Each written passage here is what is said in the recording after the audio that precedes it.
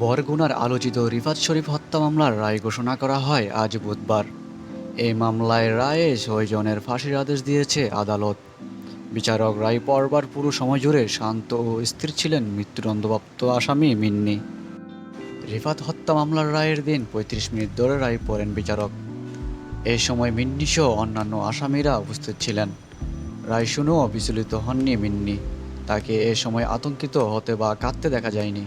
রায় ঘোষণার পর এমনটাই জানিয়েছেন রাষ্ট্রপক্ষের আইনজীবী এম মুজিবুল হক কিলসু। তিনি এ সময় বলেন, বিচারক যখন রায় ঘোষণা করেন রায়ে ফাঁসির আদেশের কথা শুনেও মিন্নি বিচলিত হননি। তাছাড়া চোখের পানিও ঝরতে দেখেনি। আমি ভেবেছিলাম ফাঁসির আদেশের কথা শুনে মিন্নি অসুস্থ হবে বা জ্ঞান হারাবেন, কিন্তু তা দেখা যায়নি।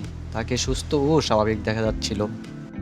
মাননীয় জেলা দায়রা জজ আদালত বাহাদুর আজকে রিফাত ফরাজি, রাব্বি আকন, শিফাত, টিকটক হৃদয়, হাসান এবং মিন্নিকে মৃত্যুদণ্ডে দণ্ডিত করেছেন।